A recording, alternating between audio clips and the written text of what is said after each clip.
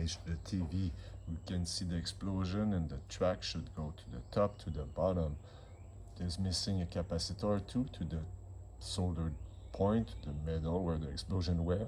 There's the left coil, maybe not working anymore. There's the top GW chip, is the bottom left leg that not soldered, maybe it exploded, not working too.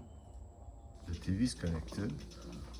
I'm checking for voltage, DC. I have 12 volt here on the chip, nothing. And the solder points, I have nothing. It's probably the ground with the capacitor that exploded. So it's like a fuse. I'm gonna check the continuity, find a ground or something shorted. TV's unplugged. So here, it's a ground. That's not shorted, it was a 12, and the chip was not shorted. So I begin to put some solder on the copper to clean it and to be ready to put a wire or something to redo the trace.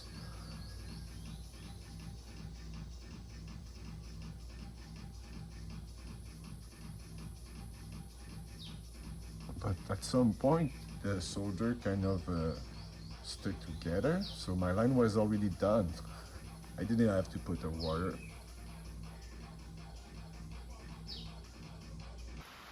So now it's the time, we're gonna have some rain. Now I'm gonna plug it and we're gonna see something blew up.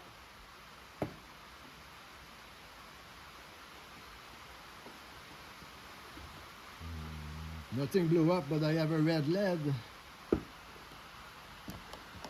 right here. Oh, the red LED is not there anymore. Oh, I had a red LED for a few seconds.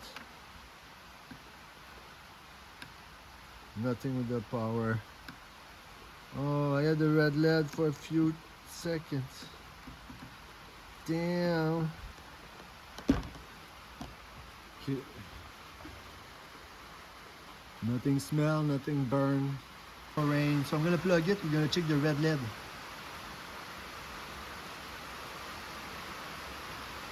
The red LED turn on.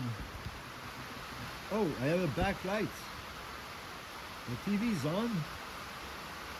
So you can see here I have the red LED, red lights. I press the power button, the LED turn off.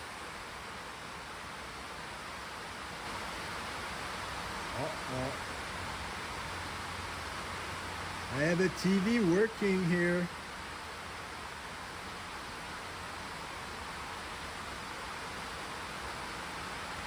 Blam! So it seems to be all good. I need a remote, I think. Not touch screen yet. TV's working. Yay!